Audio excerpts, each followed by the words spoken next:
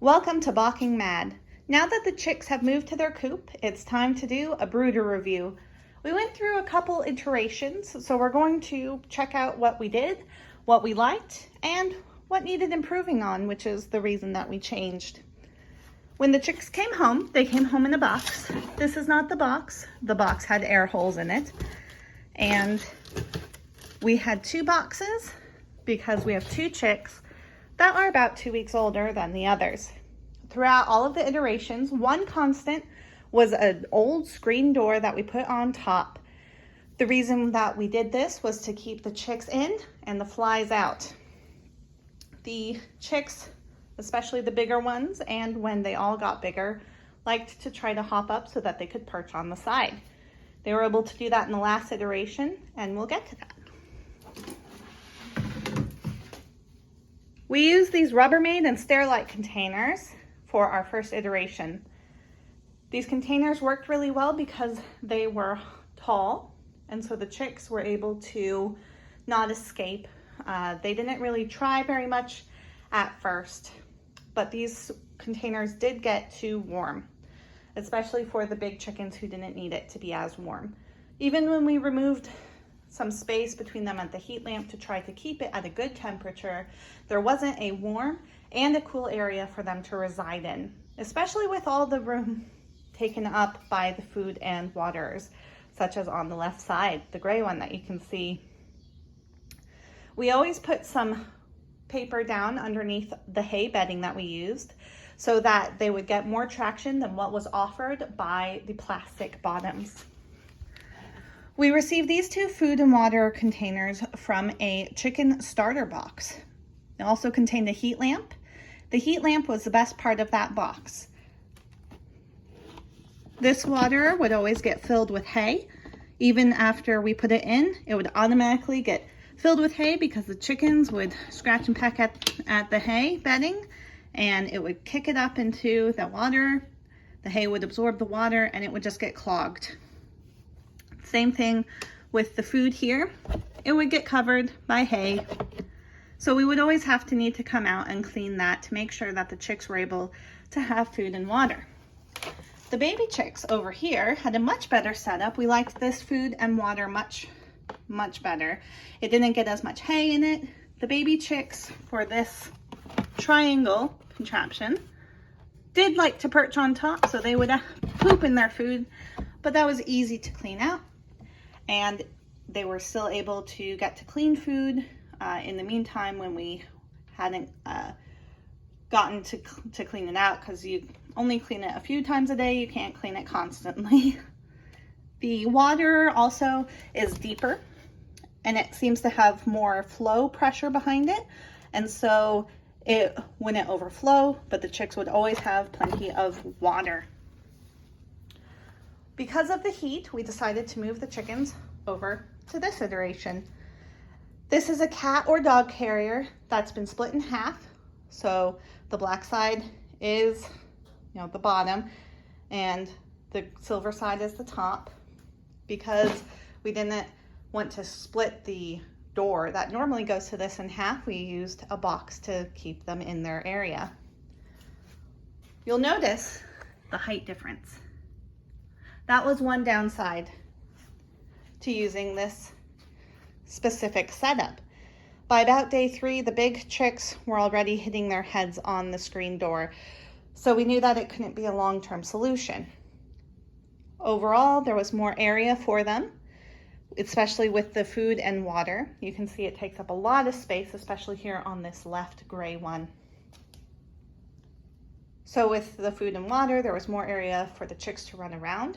And we still had put paper down under the hay so that they would be able to have good traction. And the stick branch in there is because we added that so that they could start perching. Because of the height issue, we decided to move to a deck box. This is a fairly large deck box. And because our chicks are different ages, we created this box made of wood in the center. It was a divider. The box is surrounded by some chicken wire. It does not go all the way up to the top, so we did add some some cardboard to keep the little chicks from trying to jump over to the big chick side. One great benefit of this is that the little chicks and big chicks were able to see each other, smell each other, hear each other, all of those good chicken things, so that when they were able to be put together, because they were big enough, we just removed the wall and the little chicks went to the big chick side.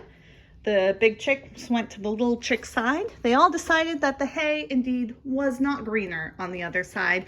It was all the same. Within 2 days, they were all one happy chick family. We have always had a camera, and the camera, to keep the screen off of the camera, we always put something such as the shark to keep the screen off, because if the screen lands on the camera, it would reposition it and we would not be able to see all the chickens.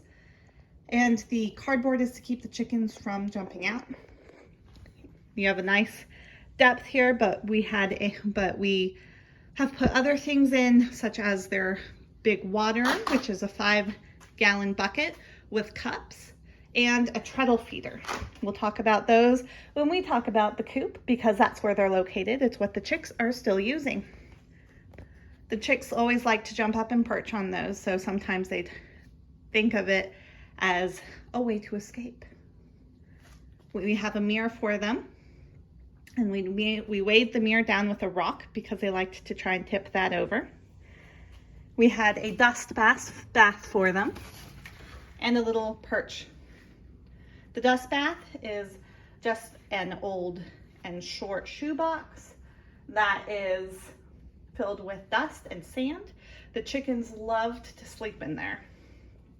Now, this weed guard was used on the bottom to keep everything clean, to give traction to the chickens, and to make it easier to clean when the time came. In the future, I would make it a little bigger than the box, because I cut it to be at the size to a little shorter than the box and the area. But as you can see over here, the chickens were able to scratch at it and remove it from the corner, even when we tried to weigh it down. Unless it was under the feeder or the water, they'd try to get that back. And so when you remove it, there's a little bit of hay that's been kicked underneath or to the side. So you get most of the hay when you pick up the weed guard. It's just really easy to reach down and pick it up, but still, there's still some hay, feathers, and poop around that you'll have to scoop out separately. Overall, this worked really well. Whenever we did need a heat lamp, it would offer some cool and warm places. There was plenty of space for the chickens to run around to have their big water and feeder, their dust bath, some grit, perch, and a mirror for entertainment. So in short, all of the different brooders had good and bad things about them, and we kept changing it because we wanted to find something that worked well. If we need to do brooders in the future for chickens, we'll definitely go with the deck box setup. It was really good and worked well for us. It was easier to clean, it was plenty big for everyone, and all of the chicks seemed to be very happy and healthy. We look forward to seeing you in our next video.